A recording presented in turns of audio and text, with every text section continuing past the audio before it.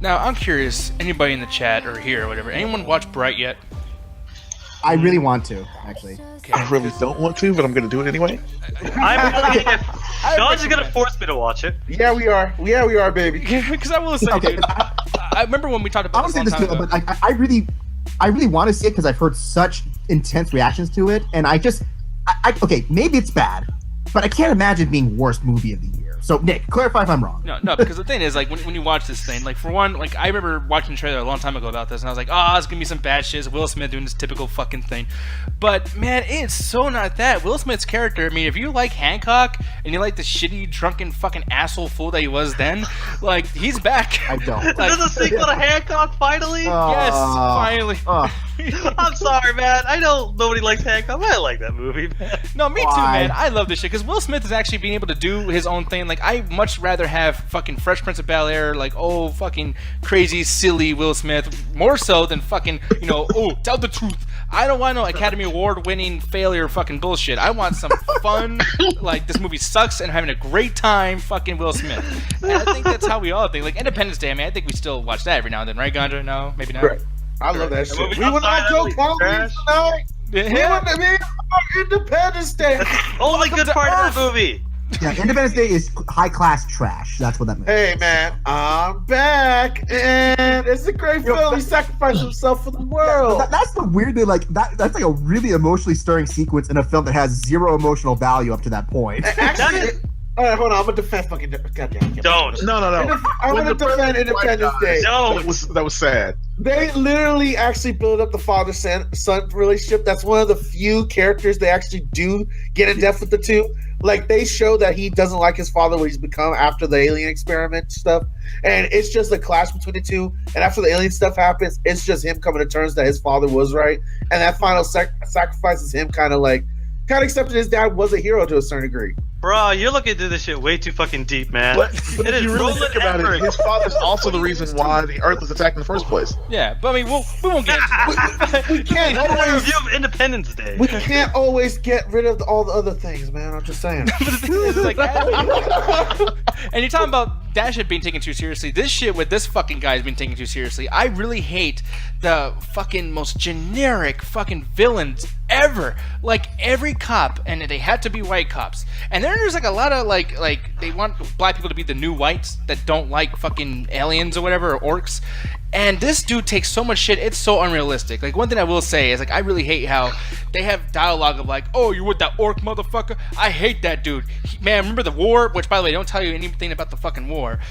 This war, I was like thinking, like, wait, is this like a war back in like real life, like in our actual reality?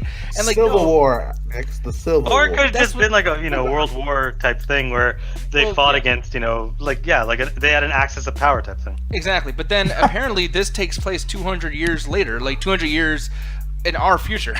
But yet the world is exactly the same. It's actually like, Well, that makes sense. Like, it's one of those things of future where it's like it depends on which kind of future you're going with. Like, Star Trek future is is 200, 250 years, but that's some crazy stuff. Like, sometimes future doesn't mean you're gonna have flying cars and shit. yeah, but it's fucking crazy. And like, the No, it thing makes is, me like, think of what was that one video game series that does the fantasy and the steampunk style? Not steampunk, cyberpunk style. Shadowrun. It feels like that almost the way it's designed. yeah, maybe. I mean that's the thing that's just so fucking weird to me. Is like, this whole situation. You actually have a story here, especially with everything that's happening with police officers, like the last 2 years. Oh, actually, way more than that. But just nowadays is a bigger talk. But like, you actually have something to base this off of in a real serious manner, and they do it in the most generic way where I just stopped giving a fuck. Like, all the political, like, agenda and talk and all that stuff, like, throughout this movie just goes in my ear and out the fucking other, because they will do a situation where Will Smith is trying to destroy a butterfly or a fairy outside of his fucking door, and this is in a trailer, so I'm not, like, spoilers. Yeah. And his neighbors, they all have to be gangster, like, yo people. And then there's aliens or orcs that act the same way, that wear jerseys and chains. Like, for one, no one dresses like that nowadays anyways. Like, what the fuck is that? Man, I would love to see a bunch of orcs and elves with chains and 40 ounces. They got the Fresh Prince baseball cap fucking backwards and sideways. Like, That's great. and they That's great. talk yo as well. I'm like, okay, dude, like, I know you're trying to create a dialogue for us to be like, hey, racism's not cool, but then the director does racist shit. Like, why did the orcs have to act like they're yo John Cena'd out and shit? Like, I fucking hate that crap. You know, aside from all that stuff, of all the racial, stereotypical fucking shit they were doing in this movie, I will say, aside from that, the action was fucking awesome. Like, the action was great. Like, yeah, there's a lot of that high quality action stuff mixed with some of that, you know, overly racist depictions of Mexican gangsters. So I'm sure he has some common themes that he's kind of dealing with. Well, and then, you know, the police car conversations. I mean, Antoine Fuqua did this too in Train Day, where they're in the car and they're just talking. And the same with End of Watch, where they have little conversations about, like, hey, man, I'm about to get married. I don't know how to tell her. I don't know how to ask her. Like, I think she's pregnant. Man, I love this girl, man. I just want to be with her forever. But this doesn't have those deep conversations. This just says, hey, didn't End of Watch do that fucking talk in the cop car? Well, let's do that. Hey, man, why'd you eat that burrito? Well, I ate the burrito because I was hungry, motherfucker. Oh, yeah? Well, fucking shit. I'm like, what? Well, Is that this starts like- conversations of their philosophical distinctions between eating and not eating people. You guys probably thinking, like, okay, a burrito talk. I understand. People get in arguments in the cop car sometimes. It's the way it is. But then they have to bring this fucking wand bullshit. There's literally the storyline, and I can't say too much about it, so it's like, I know it's going to sound like a bad review, but I really, it's a big spoiler, but it's like, this fucking wand, it's a magic wand that can do anything. And that is the basis for all these characters, whether they're not realistic or realistic. It's the Zenith. It's the world. If this is WWE, it's the World Heavyweight Championship. If it was Ready Player One, it's the Easter egg. Like, this is the biggest fucking thing, and it's a magic wand, and they keep calling it that. I can understand if it was like, oh, it's a special word for magic wand. No, they literally say, even in the police radios, hey, gotta get the magic wand. Where's the magic wand? I'm like, dude, this is. Am I playing Secret of Mana?